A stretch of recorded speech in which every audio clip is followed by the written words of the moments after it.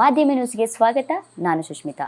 ಸ್ಯಾಂಡಲ್ವುಡ್ನ ಪ್ರತಿಭಾವಂತ ನಟಿ, ಕೋಟ್ಯಾಂತರ ಜನರ ಮನಸ್ಸು ಗೆದ್ದ ರುಕ್ಮಿಣಿ ವಸಂತ್ ಅವರದ್ದೇ ಎನ್ನಲಾದ ಬಿಕಿನಿ ಫೋಟೋಗಳು ಮತ್ತು ವಿಡಿಯೋಗಳು ಕೆಲವು ದಿನಗಳಿಂದ ಸೋಷಿಯಲ್ ಮೀಡಿಯಾದಲ್ಲಿ ಭಾರಿ ಸದ್ದು ಮಾಡ್ತಾ ಇವೆ. ಚಿತ್ರರಂಗದಲ್ಲಿ ಸಾಂಪ್ರದಾಯಿಕ ಉಡುಗೆ ಹಾಗೂ ಅದ್ಭುತ ನಟನೆಯಿಂದ ಗುರುತಿಸಿಕೊಂಡಿದ್ದ ಸಪ್ತಸಾಗರ ಆಚೆಯಲ್ಲೋ ಮತ್ತು ಕಾಂತಾರ ಸಿನಿಮಾಗಳ ಮೂಲಕ ಕನ್ನಡಿಗರ ಮನ ಗೆದ್ದಿರೋ ನಟಿ ರುಕ್ಮಿಣಿ ವಸಂತ್ ಸದ್ಯ ಸೋಷಿಯಲ್ ಮೀಡಿಯಾದಲ್ಲಿ ಭಾರಿ ಚರ್ಚೆಯಲ್ಲಿದ್ದಾರೆ.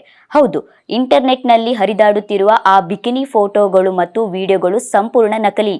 ಈ ಬಗ್ಗೆ ಸ್ವತಃ ನಟಿ ರುಕ್ಮಿಣಿ ವಸಂತ್ ಸೋಷಿಯಲ್ ಮೀಡಿಯಾದಲ್ಲಿ ಅಧಿಕೃತ ಪ್ರಕಟಣೆ ಹೊರಡಿಸಿದ್ದಾರೆ. ಈ ಮೂಲಕ ಕಿಡಿಗೇಡಿಗಳ ವಿರುದ್ಧ ತೀವ್ರ ಆಕ್ರೋಶ ಹೊರಹಾಕಿದ್ದಾರೆ.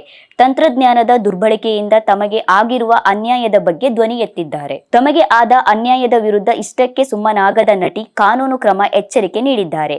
ಅಷ್ಟೇ ಅಲ್ಲದೆ ಅಭಿಮಾನಿಗಳು ಮತ್ತು ಸಾರ್ವಜನಿಕರು ಇಂತಹ ಯಾವುದೇ ನಕಲಿ ವಿಡಿಯೋಗಳನ್ನು ನಂಬಬಾರದು ಮತ್ತು ಅದನ್ನು ಯಾರಿಗೆ ಶೇರ್ ಮಾಡಬಾರದು ಎಂದು ಕಳಕಳಿಯಿಂದ ವಿನಂತಿಸಿಕೊಂಡಿದ್ದಾರೆ.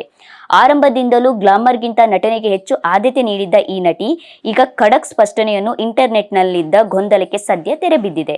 ತಂತ್ರಜ್ಞಾನ ಬೆಳೆದಂತೆ ಅದರ ದುರ್ಬಳಕೆಯ ಯಾವ ಮಟ್ಟಿಗೆ ಹೆಚ್ಚಾಗುತ್ತದೆ ಅನ್ನೋದಕ್ಕೆ ನಟಿ ರುಕ್ಮಿಣಿ ವಸಂತ್ ಅವರೇ ಈ ಘಟನೆಗೆ ಸಾಕ್ಷಿ. ಹೌದು, ತಂತ್ರಜ್ಞಾನ ಅನ್ನೋದು ಜನರ ಉಪಯೋಗಕ್ಕೆ ಬರಬೇಕು ಹೊರತು ಒಬ್ಬ ವ್ಯಕ್ತಿಯ ಘನತೆ ಅಥವಾ ಗೌರವಕ್ಕೆ ಧಕ್ಕೆ ತರಬಾರದು.